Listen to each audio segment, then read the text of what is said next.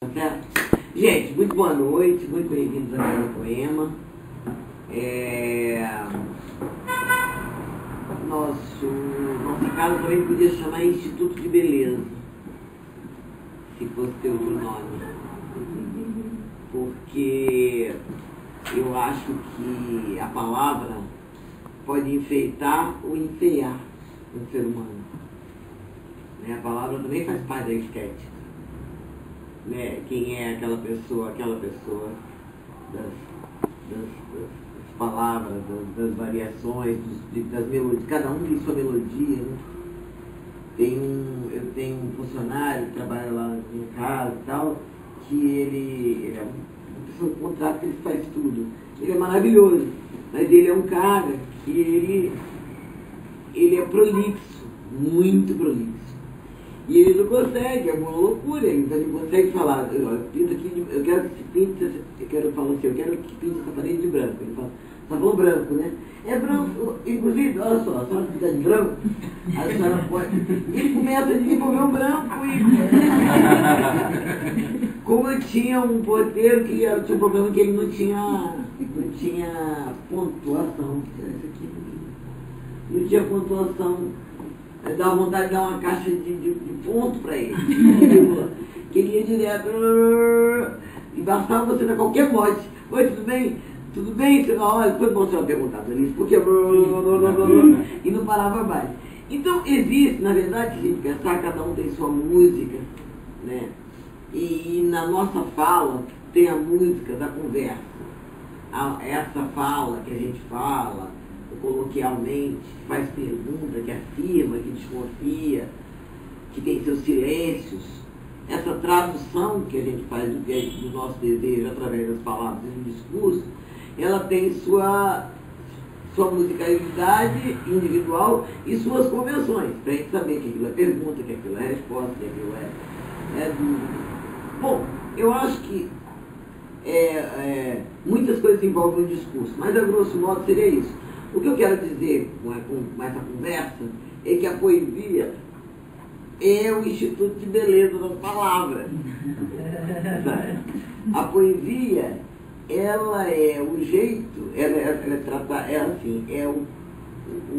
o ser humano sente as coisas que ele sente, as dores, as perdas, né? Todo mundo perde mãe e pai, mas quando o poeta perde mãe e pai, aquela tradução muitas vezes é de finíssima flor. Né? Muitas vezes é uma coisa linda, um poema lindo, porque o poeta perdeu o pai e a mãe. E a humanidade toda vai beber naquelas palavras belas, mesmo vindas da dor.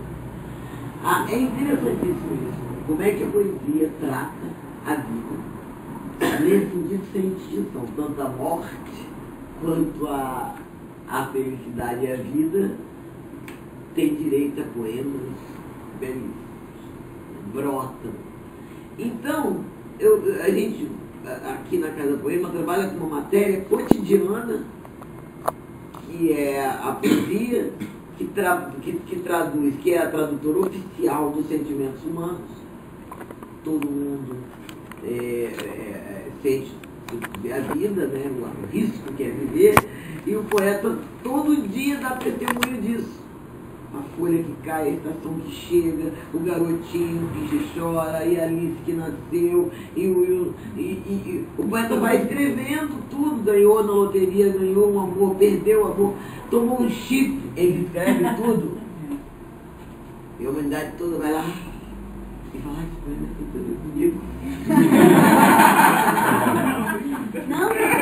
Não que eu tenha tomado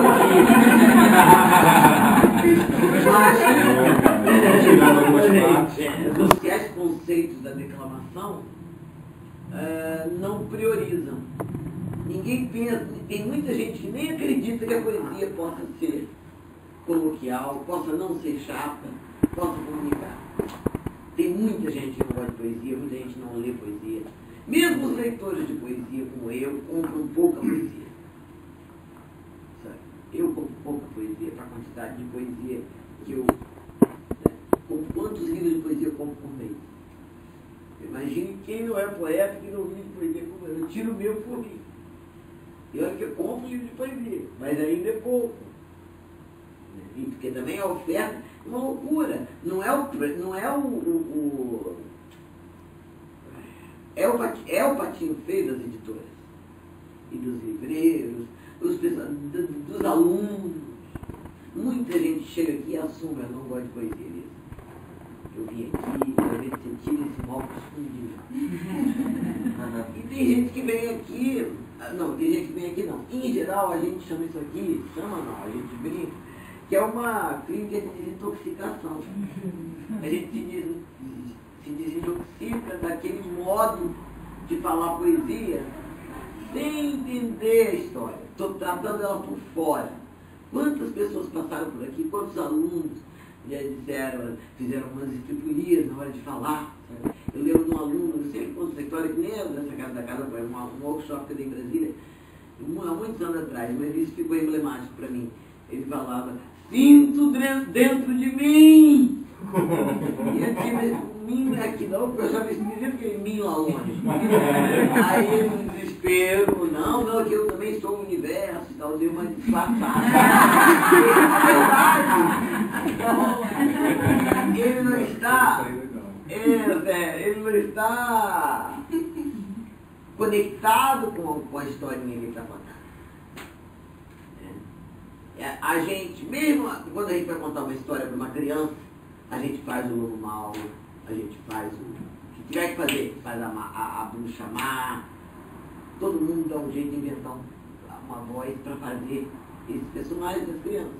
Agora, quando a gente vai falar poesia, a gente não leva a sério nem as perguntas. É como se tudo estivesse ali só para dizer que na interrogação ninguém dá atenção. Se você fosse perguntar, você ia falar, não.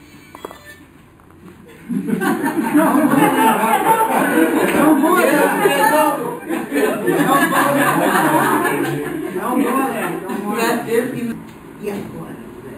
Eu já cansei de ver esse poema sendo declamado assim.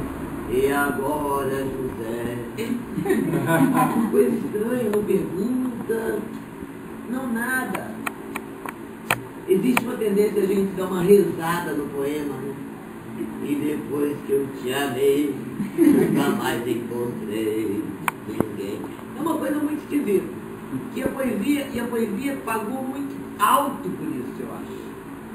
Os jovens, teve uma hora que os jovens não queriam ouvir falar de poesia. E é estranho, é o lugar da poesia. Todo mundo é poeta, alguma vez na vida a gente é poeta, quando está apaixonado, com 13, 14 anos, 15. A gente faz a poesia, mesmo que seja boba, mas e fala, meu amor, parece uma poeta. Eu ainda poetinho. Poeta. Exatamente. Todo mundo está encantado, né? Mas se faz o poeminha de amor, criança faz, né? Você pede para fazer um versinho, ela não tem essa autocensura chata, ela tem que fazer isso. Então, alguma coisa aconteceu que afastou, estranho, a humanidade se afastar de uma coisa que fala dela, que ela gosta tanto. O que é que está acontecendo? Então a gente sacou uma coisa, assim, eu saquei isso há muito tempo, quando eu fui aluna da professora que me deu aula, que era Maria Firmina. Sem querer, ela estava me dando uma profissão, quando ela me ensinou, eu comecei a aprender com 11 anos de idade a falar poesia. E ela dizia o contrário disso, que não tinha que ficar, em cada final de verso não tinha que parar. Por exemplo, esse poema diz, sei lá, maravilha, quero possuir no leito, estreito da rede do antigo. E coitado do estreito, o estreito era um adjetivo do leito. Como ele está na outra linha, a gente dá ponto na linha anterior, um ponto imaginário. E a gente vai fazendo ponto em cada e deixa o estreito, coitado, abandonado. Um adjetivo sem função na outra. Quem está chegando agora, sabe o que é sobre o estreito? É que é uma vida, você ignorante. Por isso que as pessoas se dispersam. Você começa a escutar um poema, daqui a pouco você não sabe como você está cantando você, eu deixei de dar. Como é que eu vim parar aqui nesse pensamento? comentei tão bonitinho assistindo o recital. É que a pessoa, quando alguém não fala com a gente, quando a gente ouve uma língua que a gente não compreende, a tendência da gente é não expressar. Não estou falando comigo, sabe? Mas se dentro do discurso estrangeiro você ouviu uma palavra sua, você, opa, se chama de negócio. Então é assim também qualquer outra comunicação. Eu acho que essa escola aqui faz isso. Ensina a tratar o tecido poético como algo para que o homem compreenda melhor a palavra do outro homem. Todos os poetas tentaram desesperadamente traduzir os nossos sentimentos. Não param de fazê-lo e nem pararão. Todos escreveram sobre o amor, toda vez que o amor visitou o coração desses poetas. E se a humanidade toda vive, ninguém fala, acabou o plano de amor, não tem mais como falar isso. Assim como acaba o livro de poesia. Ainda tem essa mágica no livro de poesia. Por exemplo, quem não tem um livro de Fernando Pessoa? Alguém tem aqui um livro de Fernando Pessoa? Não, aqui não. Tem na sua casa um livro de Fernando Pessoa? Você tem? Já acabou de ler? Não, você acabou? Ninguém nunca acaba. Você podia me emprestar. Mas a pessoa não me empresta, nem vou lhe emprestar, porque está precisando. Uma coisa assim, meio dúbia. E... ah, não era isso não, não era o meu não. Não era o meu, era dos outros. Era do meu. Poema da Adélia. Um poema que ela fala, chama Objeto de Amor. Ela faz um poema mesmo, que eu pedi, faz um Adélia e tal.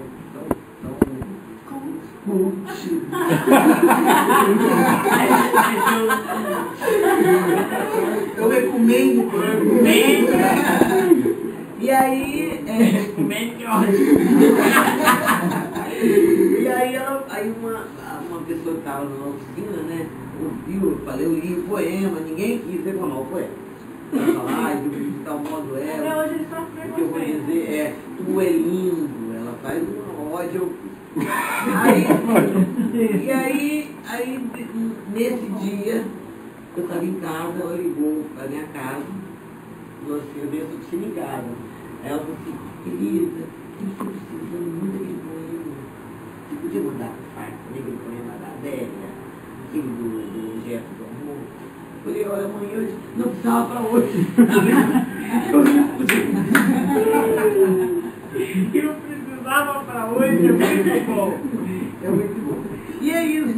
Então, a humanidade bebe nessa fonte de tradução, essa filosofia de varejo, porque, em geral, a poesia trata com um olhar interessante as coisas mais simples e explica tanta coisa pra gente, enquanto a filosofia às vezes gasta compêndios para dizer uma coisa, a poesia gasta uma página.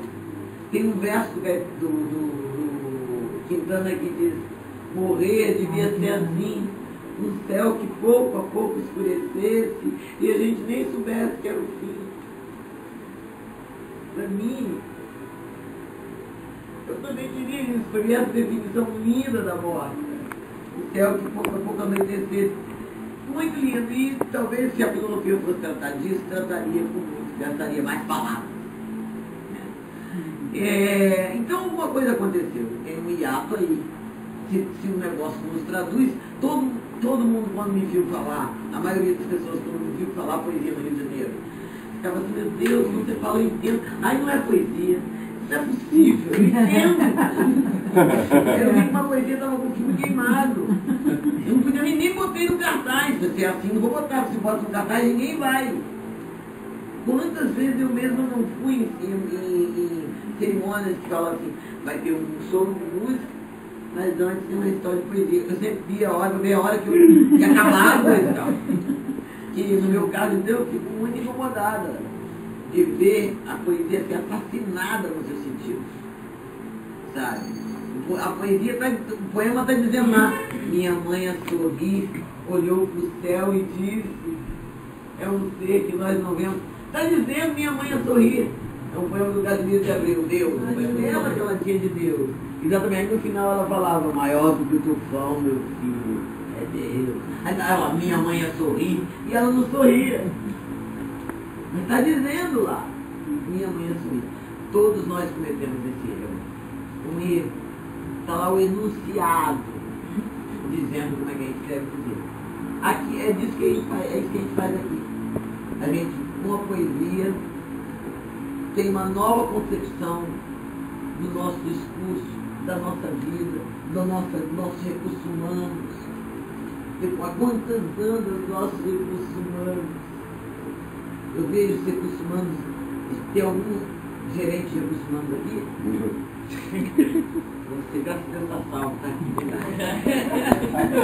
Mas eu encontro, cansei de conhecer vários gerentes de recursos humanos, às vezes com problemas espirituais como esse gato já está curado, tinha encostado dele um radialista. Ótimo, mas hoje é um milagre, né? Milagre da poesia. É um milagre da poesia. Mas assim, esse gerente de recursos humanos, você fica apavorado, eu trabalho em empresas, sei lá. Quem? Você não consegue ouvir o nome da pessoa. Gente, recursos humanos. Sem recurso humano nenhum. Já não pula, não grita, não modula, não.